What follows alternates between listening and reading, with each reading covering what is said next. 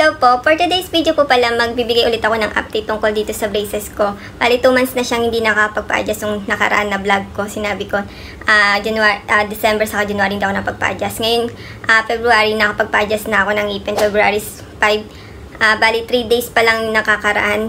Bali, February 7 ngayon. So, kahapon, masakit yung ngipin ko talaga kasi kakatapos nga lang magpa-adjust. So, talagang hirap akong kumain. Yun yung naobserbahan ko matapos siyang ihigpitan yung rubber band niya. So, yun. Bali, ang ginawa lang ng dentist ko, parang may niliha siya. Parang may binawa siya dito sa harapan ng ngipin ko. Dito. Di ko alam kung parang pinapantay siguro yung mga ngipin, ganun. And then, yun lang naman. Tapos, sinagyan niya lang ng rubber band. Parang, eto, medyo makapal yung rubber band na nailagay niya. Yan. So, siguro para mas lalo siya na mapabilis yung pag-adjust. So, nararamdaman ko nga talaga na masakit siya. So, lalo na kahapon, talagang hirap akong kumain. Kapag kakakagat ako ng mga matitigas, talagang sumasakit siya.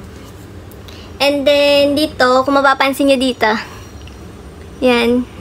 Medyo, dati kasi malaking space dito. Talagang ngayon, talagang parang lumiliit na siya. So, sabi ng orthodontist ko, baka by this year na tanggalin na rin tong yung braces ko. So, sana nga maging maayos na siya kasi minsan dati gusto ko pa na naka-braces, pero nung nagtatagal parang hirap na ako talaga sa braces. Pero kailangan pa rin naman lagyan ng retainer. So yun, okay na din yun kasi pwede naman yung retainer na tanggalin minsan, pero kailangan din talaga na maintain na nakalagay yun para masanay din yung ngipin natin hanggang paunti-unti na wala na talaga yung nakalagay doon. Then hindi na siya babalik sa dati.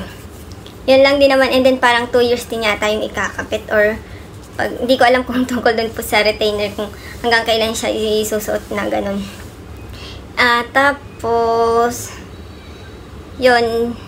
Magbibigay na lang po pala ako ulit ng update tungkol dito sa ngipin ko kapag nag-close na dito. Yan, kapag nag-close na, and then pumunta ulit ako dun sa orthodontist. Thank you po pala sa panonood, and then kung hindi pa po ka nakapag-subscribe, please subscribe na rin po. Thank you po, and bye-bye po.